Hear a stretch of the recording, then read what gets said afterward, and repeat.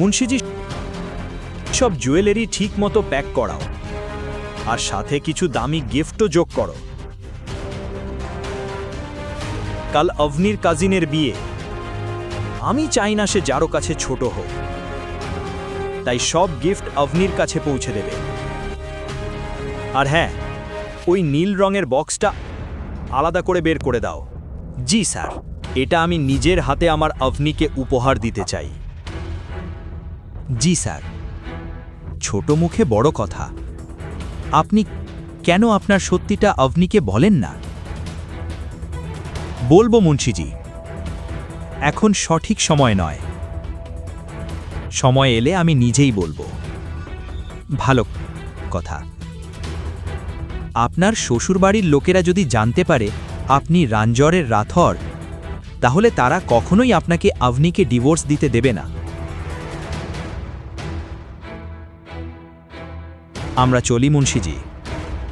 গৌতম কিছু বলল না, কিন্তু তার চোখে স্পষ্ট বোঝা যাচ্ছিল যে মুন্সিজির কথায় সে খুশি নয়। মুন্সিজিও বুঝতে পারছিল না কেন সে ফুলের সহজ পথ ছেড়ে কাঁটার পথ বেছে নিচ্ছে। বাড়িতে ফিরে সবজি নিয়ে আসার পর তার মুখের হাসি মিলিয়ে গেল।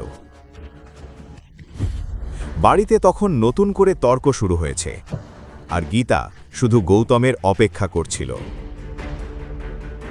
ওহো, আসো মহারাজ। আমি তো ভেবেছিলাম তুমি অন্য শহরে সবজি কিনতে গেছো। ব্যাপারটা তা নয়, আসলে চুপ। আজ আবার আমার মেয়েকে তোমার জন্য অপমানিত হতে হলো। মা, জানি না কোন জন্মের পাপের শাস্তি ঈশ্বর আমাকে দিচ্ছেন। আপনি এক্ষুনি এই লোকটাকে ডিভোর্স দাও প্লিজ। আপনি মা, আবার শুরু করো না। এবার এটা গৌতমের দোষ ছিল না। আমি প্রতিদিন ডিভোর্সের কথা শুনে ক্লান্ত হয়ে গেছি। তাহলে আমি কি করব? এই লোকটাকে দেখলেই আমার দম বন্ধ হয়ে আসে। হে ভগবান, এখন শুধু তুমি এই মেয়েকে বোঝাতে পারো, কারণ সে আমার কথা শোনা বন্ধ করে দিয়েছে।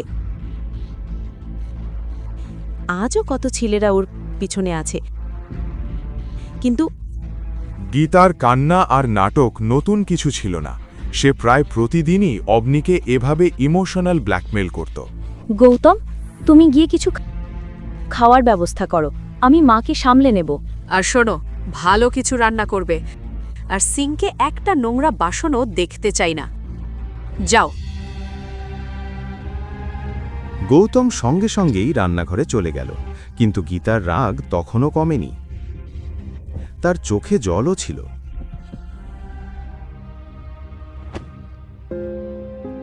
মা, মা, তুমি বেশি ভাবছ, এমন কিছু নয়, প্লিজ। মেয়ে প্লিজ, এখনো দেরি হয়নি। পরে যদি আফসোস করতে না চাও তাহলে আজই এই লোকটাকে ডিভোর্স দাও প্লিজ। মেয়ে, তুমি আবার একই কথা বলছো, কিভাবে বোঝাবো তোমাকে? দেখো, তুমি যতই বোঝাও আমি কখনোই গৌতমকে ডিভোর্স করব না, আর এটা ফাইনাল। মেয়ে প্লিজ, এটা বোঝো। অভনি, অভনি,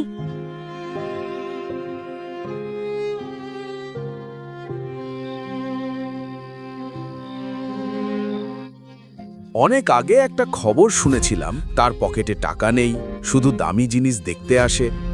আজ অবনী ডিভোর্স করতে অস্বীকার করলেও জুয়েলারির দোকানে যে অপমানটা সে সহ্য করেছে সেটা এখনও তার মনে ঘুরছিল। গৌতম ঘরে ঢুকতেই সে স্যান্ডউইচের প্লেটটা রেখে অবনীর দিকে তাকালো।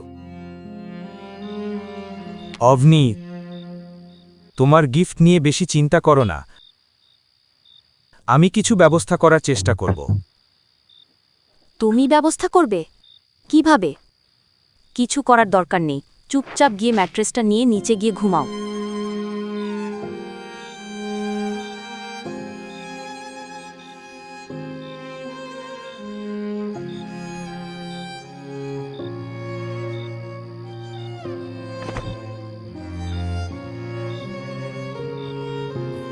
Good night.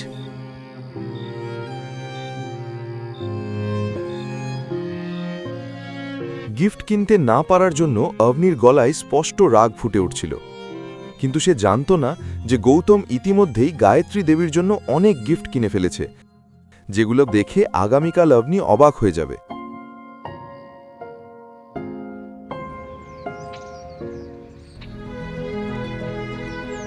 অবনী একটি দারুণ নীল ড্রেস পরেছিল, যা তার সৌন্দর্যকে আরও বাড়িয়ে তুলেছিল।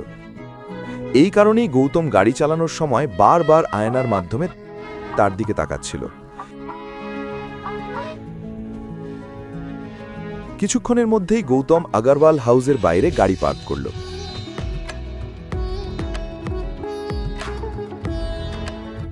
বাড়ির সাজসজ্জা আর অনেক দামি গাড়ি দেখে বোঝা যাচ্ছিল যে আগরওয়াল পরিবারের সব সদস্যই পার্টিতে উপস্থিত রয়েছে।